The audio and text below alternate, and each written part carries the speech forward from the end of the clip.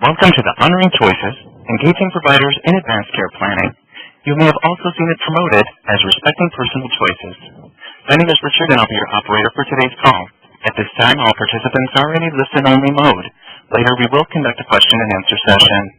Please note that this conference is being recorded. I'll now turn the call over to Jess King. You may begin. Hello, welcome to our webinar today. We're really excited to have Dr. Donn Dexter available to present on engaging providers in advanced care planning. Dr. Donn Dexter is the Chief Medical Officer of the Wisconsin Medical Society, and he also practices part-time at the Mayo Clinic Health System. Dr. Dexter is a board-certified neurologist and sleep medicine specialist. He's a fellow of the American Academy of Neurology and a fellow emeritus of the American Academy of Sleep Medicine. Dr. Dexter received his medical degree from Mayo Medical School in Rochester, Minnesota, and has been in practice for nearly 30 years. He's also a leader in Honoring Choices Wisconsin, which is a major initiative whose mission is to promote the benefits of and improve processes for advanced care planning across the state, in healthcare settings, and in the community. And with that, I'll hand it over to our speaker, Dr. Donn Dexter. Thank you, Jess. This is Donn Dexter coming to you live from Madison, Wisconsin. Talking to you this afternoon about a topic that is near and dear to my heart and something I think is incredibly important, advanced care planning. We'll have about an hour together today to talk about this. I hope to leave a lot of time for questions at the end.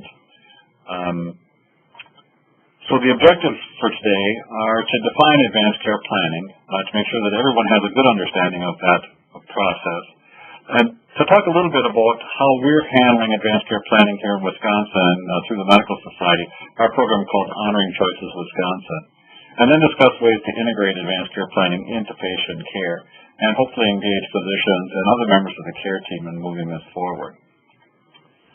So advanced care planning is a process, and hopefully we'll make that very clear during the course of this discussion, that it's a process. It's not a simple document. And we want to move that discussion away from just a document. It's a process of understanding and reflecting and discussing choices about your future decisions, including end-of-life preferences. It includes understanding the healthcare treatment options. While those of us in healthcare often take this for granted, it's not always true for everybody. Lay people often have a different understanding of treatment options. This is really well documented in an article called How Physicians Die that highlighted the difference between doctors and lay people at end of life. It's a process of clarifying healthcare goals, reflecting on your personal values, beliefs, and how that translates into your healthcare goals. Weighing options about the types of care you would want, and perhaps more importantly, the types of care you don't want, particularly at end of life. Making decisions about whether, probably more importantly, who you're going to appoint as your healthcare agent. The healthcare agent is the person that you direct to be in charge of speaking for you when you can't speak for yourself. When I did my advanced directive and had the discussions at home, my first agent, my primary agent, was my wife, who knows my wishes and values pretty well, and I think she would follow. And my secondary agent was one of my three children, who I thought was the most sort of level-headed and the one that would most easily make tough decisions when they needed to be made. I gave a talk recently at a church on this topic, and someone in the audience said, you know, when my mom had her advanced directive done, she didn't pick me or one of my two sisters because she was afraid it would cause conflict, and so she picked a cousin. And I thought, well, that's really very thoughtful. So lots of things have to go into making that decision of who your agent's going to be. And I think the most important part is communicating your wishes and your values with your family, friends, your healthcare provider, And surprisingly, most importantly, you think it was obvious, but with your agent. Oftentimes, I've discovered that people will have picked an agent and haven't told the agent that they were picked. And that can lead to an awfully rude surprise when the agent's called upon to make decisions. It's really important to have these discussions well in advance and make sure everyone's on the same page. So why is this important? Well, this headline from The Onion, a news source out of my home city or my part-time home city of Madison, showed that world death rate is holding steady at 100%. I think this is kind of a funny way to look at it. But the fact of the matter is, all of us are going to face this decision. As hard as it is for us to think about it, we will all face mortality at one time. And being prepared for it, I think, is really important. The reason it's important, sort of less humorously, is that if you have not had this discussion and prepared a document, the care you receive may not be what you wanted. This could lead to a fair bit of suffering at end of life. As a practicing neurologist, it is not uncommon for me to be called to intensive care, where someone is struck down quite unexpectedly by an event, whether it's a stroke or a hemorrhage or trauma, illness that leads to loss of ability to share their wishes, and there is no one to share those wishes with the care team. So the healthcare providers, your team, will know your preferences. And then the family is left wondering if they're making the right decision. And this is a terrible position to put your family in, to make these life and death decisions, these heart-wrenching decisions without any guidance. So often, completing an advanced care document or having the discussion is often called the best gift you can give your family. So when we talk to people, 60% of people don't want to be a burden. But unfortunately, 56% haven't communicated their wishes. This is not at all surprising or uncommon, I think. Most of us would reflect on that. So I didn't have polling questions, but I do want to stop here and have you think about, have you done your advanced directives? Have you thought about some of these tough questions and shared them with your family members? It's interesting how often, even in medically astute families, this has never come up. When asked, 70% of people want to die at home. Of course, that was a couple of generations ago the norm, and that's what I think most people aspire to. They want to die at home, peacefully, surrounded by family and friends, pain-free. But in fact, 70% will die in an institution, nursing home, or hospital. Most people, a vast majority, in fact, would like to talk to their doctor about end-of-life issues. And I think doctors feel that they are pretty prepared and interested in that as well. Unfortunately, only about 7% say they have talked to a doctor about end-of-life issues. 82% of patients say it's important, but only about a quarter of them have completed an advanced directive, and 3/4 of physicians didn't know that one was done when they were done.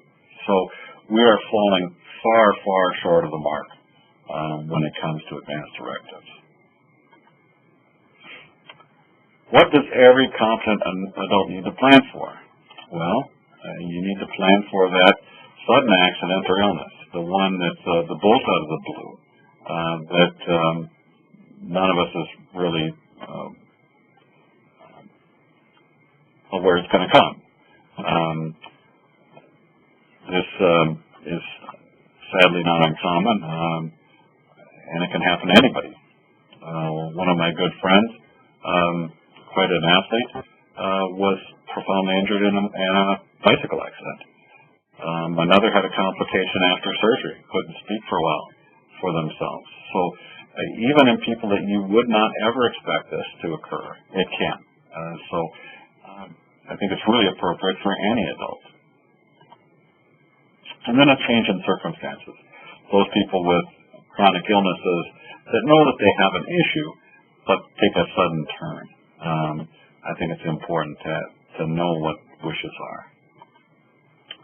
So Honoring Choices Wisconsin, this is our take on this. This is the way that the Medical Society of Wisconsin has decided to approach this. And the mission is to promote the benefits and improve processes for advanced care planning across the state. And it's a very formalized process. And initially, if you would have looked at this map of Wisconsin, maybe 10 years ago for sure, 5 years ago probably, there would be one county in the state, and that would be La Crosse over in the southeast part of the state, where advanced care planning could be considered in the green, where they were doing a really good job. Over the course of the last 4 years, it has spread, and the counties that are green are counties that have a robust honoring choices presence. The counties that are yellow have a system in place, usually allied with one of the other counties. And so if you mapped out the population centers in the state, you see that we cover most of the big population areas in the state. The goal is eventually to have the entire state of Wisconsin be green. We want to be as good as we are in the southwest part of the state in La Crosse and that area. And we'll share a little bit about their success as we go on here. But that's the goal for our state. To this point, we have trained over 300 facilitators. We have over 10,000 documented facilitated conversations. So we've really started to make inroads over the last 3 years. Our approach is a comprehensive one, and it's based on a few key principles. One, it's for all adults. As we discussed before, everyone deserves to have this conversation. It's also not a one-time event. We really want to move away from the idea that this is a one-and-done thing. It's a process over a life course. And it also changes over time because we change over time. So there's a number of things that come up that would have us readdress the advanced care discussion, such as if there's a new diagnosis, if you have a diagnosis of a new illness, you probably should revisit your advanced care planning. If there's a death in the family, if there's a divorce, if there's a decline in your health, and then once every decade. I can tell you that, the difference between going from 40 to 50 is not insignificant, and a lot of things change, but often your approach to things change in that time, and the advanced care discussion needs to be revisited. And as I've said before, and we'll probably say many times again, it's really important, if you come away with nothing else from this discussion, this is about the conversation. Legal documents are important, but they can't take the place of a well-prepared healthcare agent. I know when my mom was in her midlife years, my brothers and I were young, she sat us around the kitchen table and had the discussion with us. I don't know if she ever filled out a document or not. I never found one. But when she got ill, my brothers and I knew exactly what her wishes were. We didn't need a document. We supported her in her care choices, and her care at the end of her life was exactly what she wanted. So it is the conversation that is the most important. Now, having documents is important as well. And then there has to be systems created to ensure that the conversations are routinely offered, scheduled, so we have a way that we promote them through a physician. They're scheduled through a standardized process that the conversations are had and documented in the medical record. Our program is based on a very successful program out of La Crosse. The Gunderson Health System and La Crosse developed a program called Respecting Choices. It's a trademarked program that we use as our guide, and they've had incredible success. The process includes well-prepared healthcare agent. That means that when you go to do your advanced care planning, you typically bring your agent with you so that they're as informed in the process as the person completing the advanced directive. And specific instructions are done, and then the plans are created and stored. So advanced care planning over an individual's lifetime. So if you plot out the average person's life course, you have this great time that extends, sometimes people last a long, long time where they have good health and no decline more than you expect for age, but then things start to change and you have some illnesses and eventually you decline to death. Well, the first steps, the Honoring Choices program is the first step. This is creating an advanced directive that identifies the agent and the goals of care in case something happened that was unexpected. This is for healthy adults or for anybody who's not yet planned for an advanced directive. When we instituted this in Northwest Wisconsin at my institution, we aimed our process at adults over 55 having a physical who were in good health. So that was our target population when we did our pilot. And I think that's a very appropriate place to start. And then our intention is to spread it to everybody. But as most of our lives progress, you pick up an illness, a chronic illness or two, and there are times where you have a decline. For instance, maybe your diabetes, you have an infection, or your lung disease has an exacerbation, you end up in the hospital. You recover, but maybe not all the way to where you were before. And now you're starting to pick up more and more morbidity. So this is next up discussion. This is where you identify goals of care if illness complications start to result in a worsening. What do I do if my heart failure worsens? What are my plans if my lung disease worsens, and so forth. And then last up is identifying goals of care. When you're at the stage of your life where you wouldn't be surprised, where your doctor wouldn't be surprised, your doctor wouldn't be surprised if you passed away in the next 12 months. This is where you start to have serious discussions about what would the end of life look like for you. And this is the time, and I think the only time, where the POLST is appropriate. The POLST is, the POLST is the Physician Orders for Life-Sustaining Treatment. And that's really when people are at the end of life and not appropriate sooner. Sometimes advanced care planning gets caught up in the very end of life planning, which is completely different than sharing your values and wishes, how you'd want things done if you couldn't speak for yourself. I think this is where death panels came from, and I think it's a very unfortunate place to be.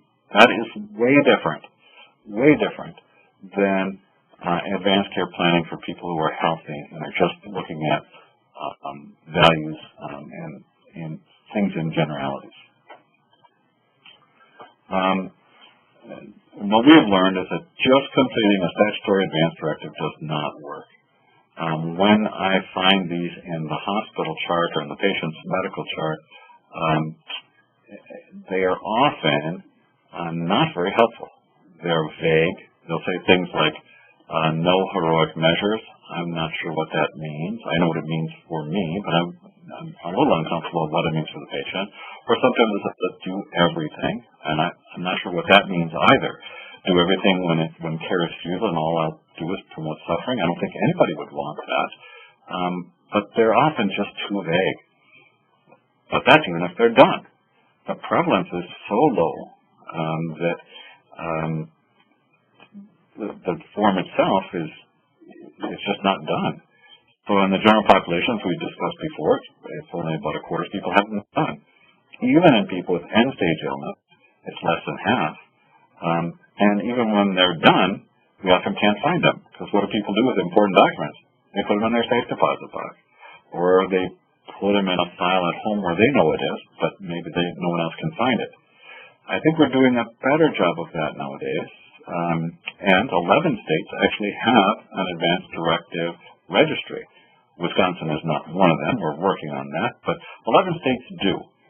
So if you're in one of those 11 states, you can contact the place at the state where the registry is held and get the advanced directive out.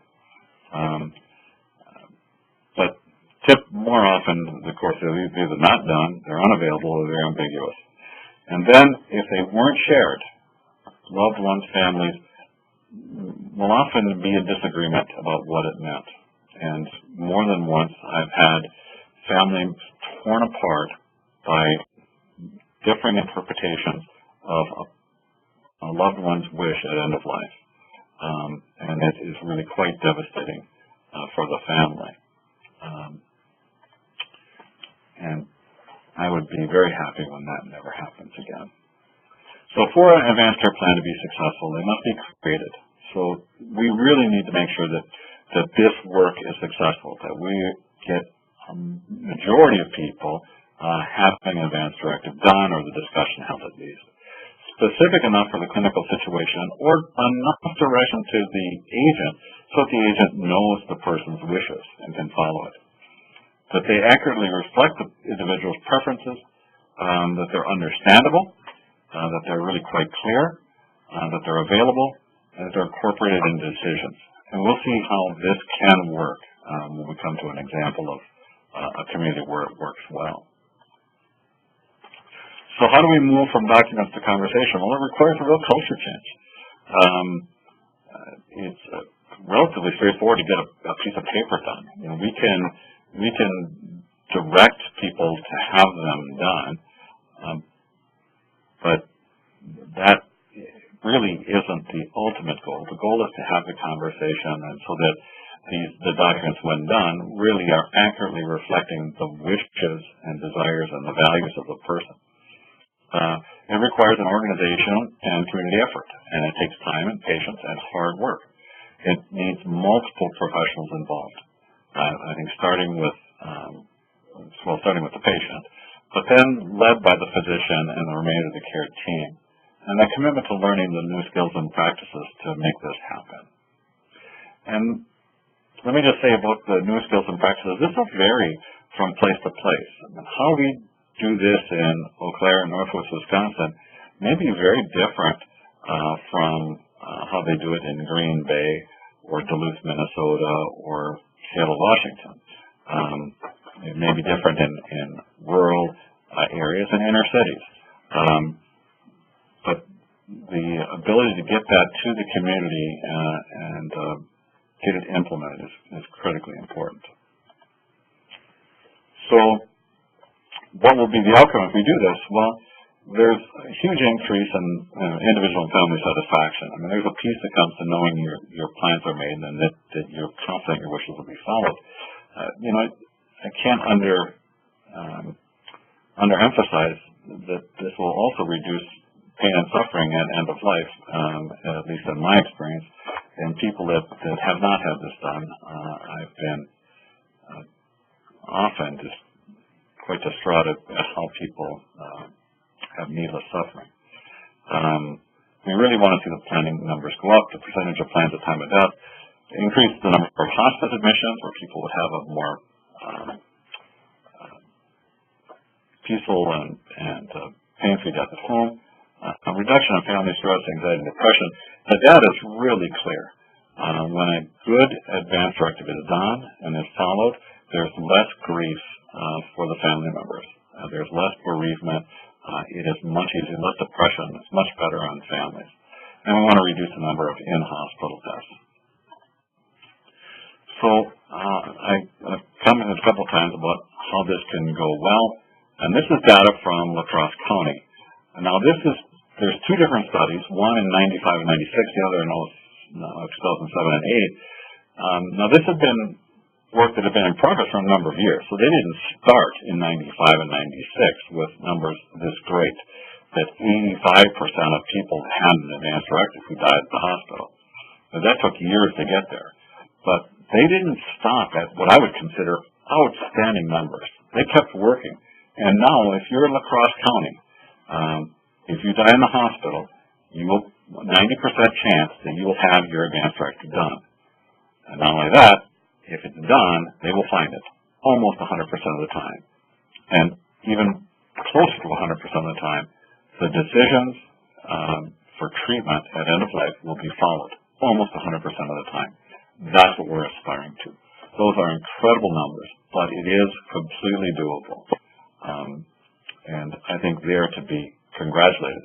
Now, that's not just my opinion. A major news network came to Wisconsin and did a report called The Best Place in America to Die, and they highlighted the work done there and the work of respecting choices.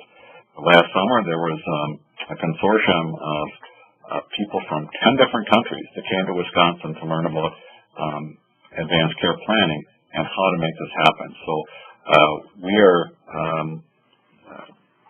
showing the whole world a way forward in this effort. And I think it's incredibly exciting. So, of course, it's part of the triple aim, improving care, population health, and cost. This is from IHI, the Institute for Healthcare Improvement. Now, they understand the importance of this. They have their own program as well. It's called Consider the Conversation.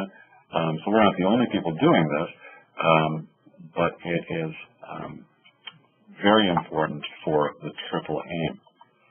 So improving patient care, providing care and treatment, because who wouldn't want care and treatment that's consistent with a person's goals? I mean, that just makes sense. And like I already talked about, it increases individual and family satisfaction and increases the prevalence of planning, particularly in our areas where we're underserved. And we want to make sure that this is culturally diverse. Improves population health by spreading them through the community, increasing hospice use, and then it really has been shown to be very effective in coordinating care. And maybe it shouldn't have been a revelation to me, but it was a bit when I learned that people that go into hospice care actually live longer than people who don't. And I think part of it is because of the referrals for other needed services and care coordination that comes often with hospice and palliative care. A little bit off topic of advanced care planning, but when you have your wishes known, it eases that transition.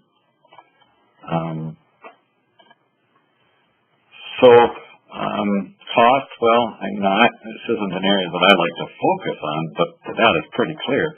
If we reduce unwanted care and treatment, reduce hospitalizations, you're going to save money.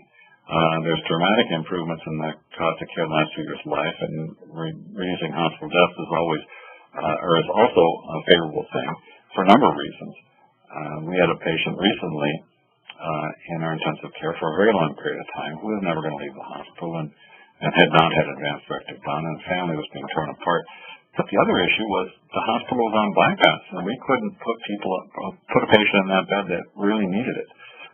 So there's other major costs besides the dollar cost. But if you look at the dollar cost, if you compare Gunderson, where this is probably the most, it is the most advanced place in the country, the cost is significantly less than the national average. If you compare them to tertiary quaternary centers like the Mayo Clinic, it's pretty dramatic. But I think it's a little bit, people will say, well, it's kind of hard to compare Gunderson, which is in La Crosse, Wisconsin, although it's a cutting-edge center. It's clearly a tertiary center for the southwestern part of the state, compared to Mayo Clinic or UCLA. Maybe you might have a point there, but my argument would be, well, look at the national average. We're significantly better than the national average. And more important than the dollar, it's patient satisfaction and family. So how would you get started? I would encourage you to do what Honoring Choices does, and that's sort of start small, think big. Start with a trial implementation. Pick a target population and design your workflows and processes. It is very simple to say, well, we'll just do it this way. And what I've learned, sort of the hard way, is that you can have the best ideas in the world. If you don't have a process to implement it, you're going to be in big trouble. So starting small and refining your process is the way to go that I think gives you the best chance for success. As I told you, in my clinic, we started with three primary care doctors, two family care doctors, and an internist. And we started with patients 55 and over coming in for a physical. We learned a lot about how to design workflows and all the ways it can go wrong. But we're doing well now and starting to grow. Test new workflows and processes. That's important to see how they work. Now, you wouldn't have to do it the way we did. Some places have started in an oncology unit or a community center. However you do it, you want to start relatively small with a relatively fixed pilot. Test your workflows and processes. You have your facilitators who do the discussions. Give them the opportunity to practice their skill, refine their skills and their practices and processes, and then learn lessons for broader implementation. How do you spread that program? So the key is designing a system. You have to train your facilitators, continuously work on your quality improvement, and engage the community. Those are the four key elements. So then for wider implementation, use the lessons learned in trial implementation, train more facilitators, and then have your train instructors to train more facilitators. Physicians' role in this and other providers are the leaders of this because they are the ones that need to engage the patients.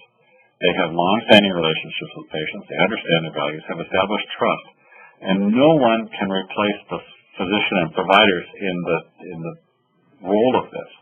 But others can help. And the way we do it is we have our providers ask the question of patients, do you have an advanced care plan? Have you ever considered it? I often tell my patients it's something that I've done, and I encourage it for all my patients, and if they're interested, we make arrangements then to have a discussion with the facilitator. Now, there recently was a ruling that doctors can get paid for doing advanced care planning for patients. And that's great if doctors want to spend some time at the initial part of this having the discussion. But when we do it, an advanced care plan with an agent and the patient and a facilitator, these typically run about an hour, hour and a half to sometimes 2 hours. Sometimes in one visit, sometimes in two, rarely in three. This is an important conversation. This isn't something you want to rush through in a 10-minute office visit. This often takes time, and facilitators are well trained to have these discussions. But what can physicians and other providers do? Well, recommend advanced care planning. We also provide the physicians with information about advanced care planning to share. Encourage completion of advanced directive. We use the standard form, the Honoring Choices Advanced Directive form that includes a power of attorney for health care. We encourage people to get that done, but most importantly to have the discussion.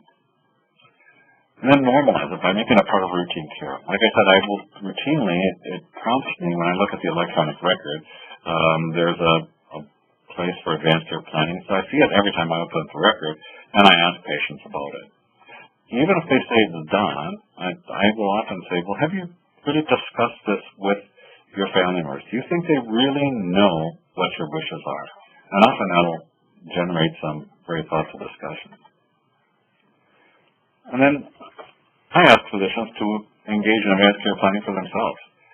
This was meaningful for me when I did this formally again, and I had done it when I first moved to Eau Claire 23 years ago. But when I did it again, it was my children were older, and so was I. It was a very worthwhile experience to do again. So generally, physicians don't have the time for extended conversations. I mean, I like to take my time with patients. I don't have an hour and a half, or 2 hours to spend discussing this for most of my patients, but our facilitators do. And we're used to, as physicians and providers, referring to other people to help us with dietary counseling, or all my diabetes education is done by a diabetic educator. My blood thinning monitoring is done by the anticoagulation team.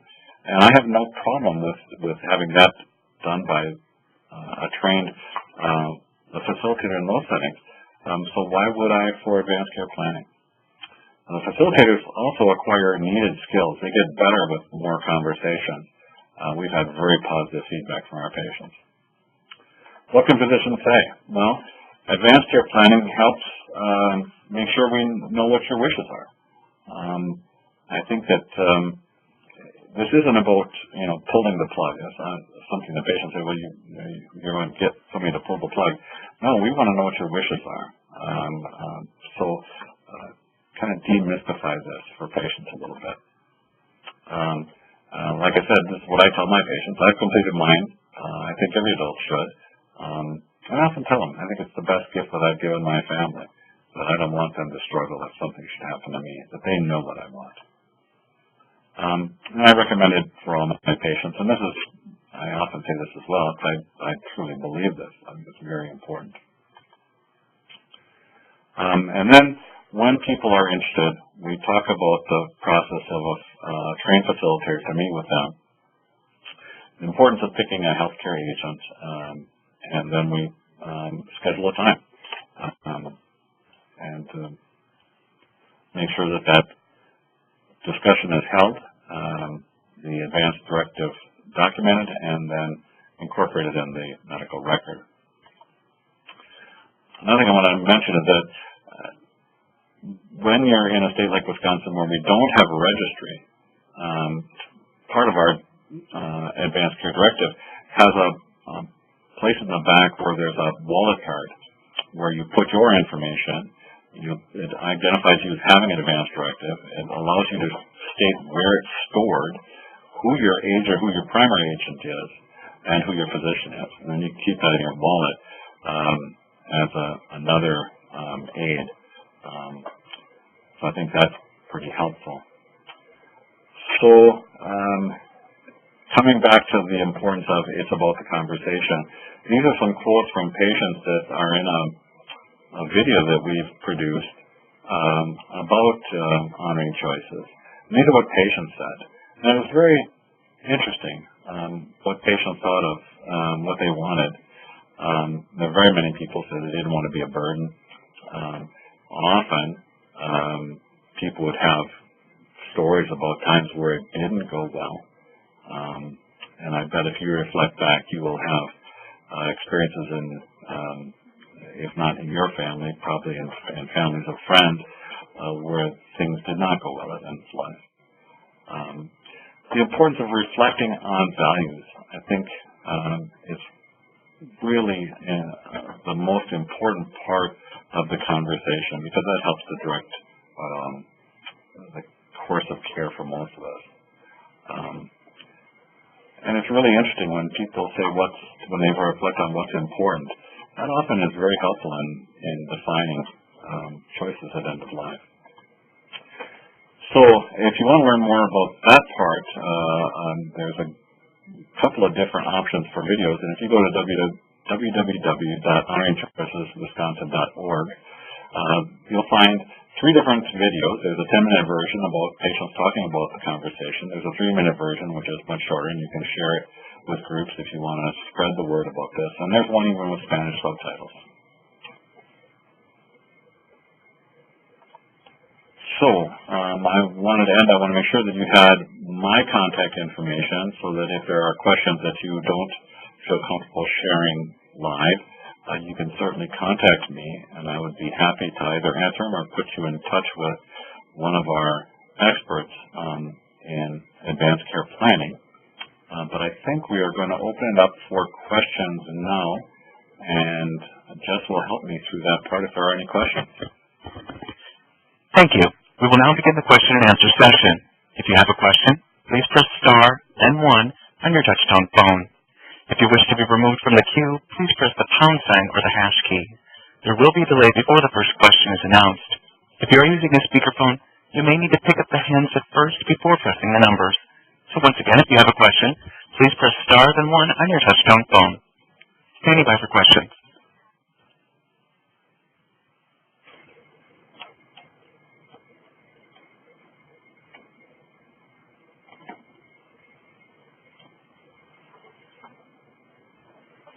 Again, as a reminder, that's star, then 1.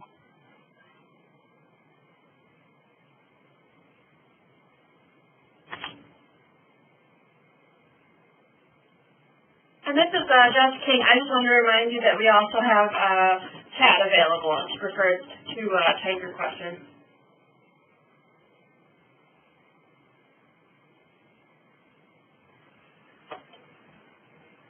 At this time, I see if we have no questions in queue.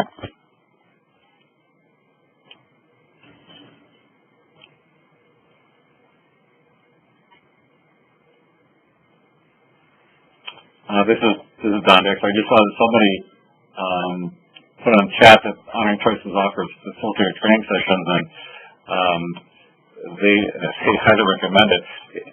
It is, I think it's pretty intense, but the training is, I think, excellent.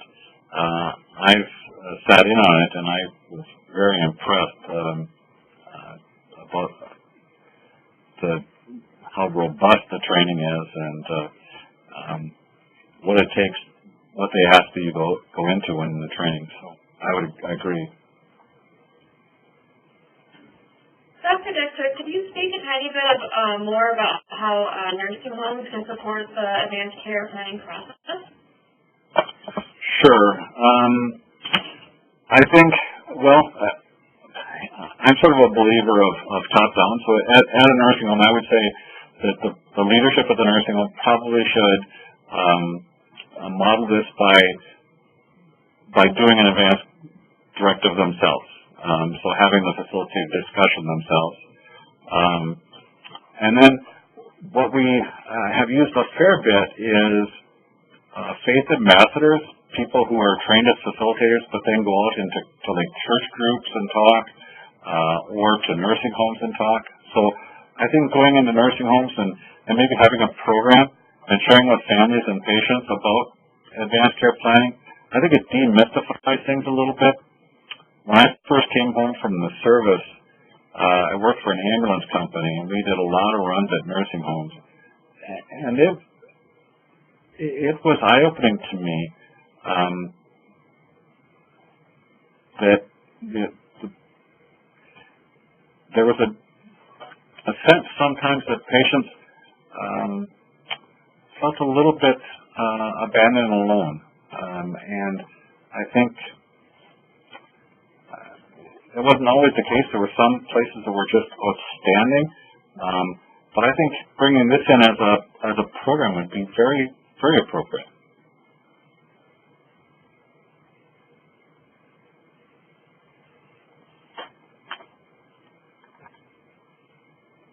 Thank you. I did notice we actually do have a number of questions and comments in chat currently. Yeah, I saw one about the registry and what can we do to make that happen. I'll just expand on that a little bit. It's a little off topic, but when I found out that other states had registries, I thought, well, why doesn't Wisconsin? And I was particularly, well, there's 11 other states that have it, and I always thought, well, we're a leader. Why don't we have it? Well, Louisiana had it, and I subsequently learned that they developed a registry after Hurricane Katrina. They found that it was an important emergency response item, that they were having people that were profoundly injured and sick and being moved from hospitals, and they didn't know what their end-of-life wishes were. So they saw it as an emergency measure. So what did we do? We passed a resolution at the House of Delegates in 2014, and then we shared that with one of our legislators, and he has had a bill drafted. And so I'm learning a lot about patients and about the slow process of law. But the bill is drafted. It is out for co-sponsors. I'm hoping that this will get a hearing soon. But it is not as quick as I would like. But I would love to see I don't think it'll happen in 2015, but I'd love to see in 2016 that this will become law. Now, 2016 is an election year, and so my understanding is that may slow down things. So it may be smarter for me to hope for 2017. I'm an optimist. I'm still hoping for 2015. Another question I see is, are facilitators volunteers or paid staff? Great question. I'm sorry I didn't mention that. Facilitators are both, at least where I work. Some facilitators are social workers, nurses, and some are chaplains who are paid staff, but several are volunteers. That's probably going to be important in reimbursement because paid staff, if you're a nurse or a social worker and your facilitation is being provided incident to a doctor's order, that it sounds like, from my understanding of the payment information, that'll be a covered benefit, but you aren't going to get paid if you're a volunteer. Now, if I was a big organization, I guess I wouldn't care so much about my volunteers being reimbursed. In any case, I wouldn't care because I think it's such an important value for the community. But yes, we have both, paid staff and volunteers.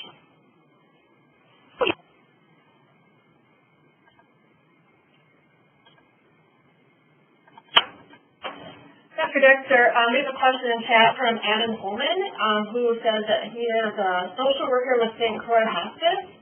He appreciates the work on having the discussions because it can be too easy to get wrapped up in physical paperwork.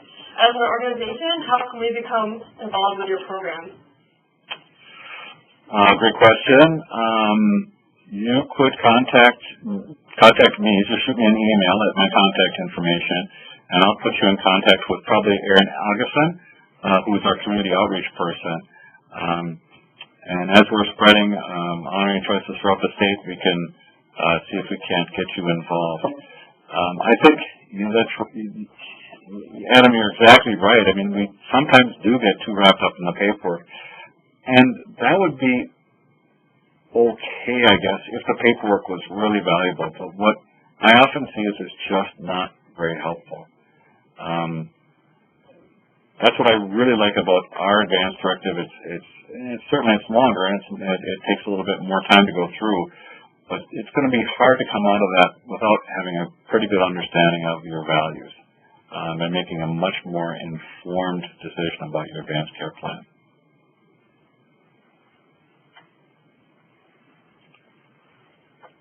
I see there's a question about changes to the registry. I don't know because we don't have a registry. We do have a registry in Wisconsin for organ donation. The question is, how often is it updated, and what if you change your mind? If you change your mind, you just contact them and say, I rescind my decision. For Advanced Directive Registry, it would be similar to a will, is my understanding, is that the newest document supersedes the older one. So if you change your mind, you just send in a newer one. Each state takes a little different tack on this, I think. We'll see. One other thing I've learned about drafting legislation is it's not done till it's done. And even then, implementation can sort of change the nature of it based on how it's implemented. But I would hope that we wouldn't ask whoever's holding the registry to be responsible for it in any way. It's still the person's document. That includes whether or not it's really a valid legal document. Because there are rules about you have to have two witnesses sign it. The witnesses can't be related. They can't be employees of the hospital. We can't ask the person responsible for the registry to check the validity. The person doing an advanced directive really has to be of sound mind. That means they have to be competent. So all the registry is a repository. So we don't want to make that out as too much of an institutional thing. It's just a repository. The changes would have to be made by the individual. The individual still owns the document.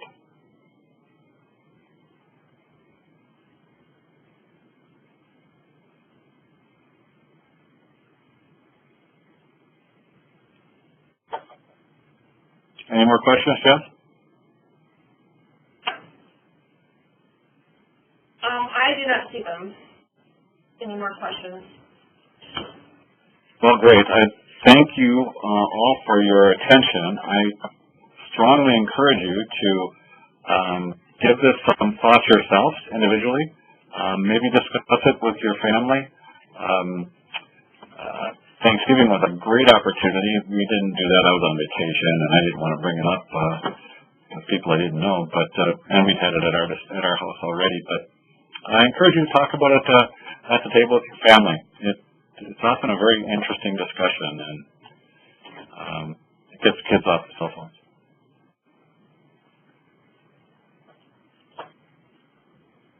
Well, thank you very much for spending some time telling us about honor choices. I really appreciate it. And we do encourage everyone to fill out the evaluation in the polling before you log off. Thank you, ladies and gentlemen. This concludes today's conference. Thank you for participating. You may now disconnect.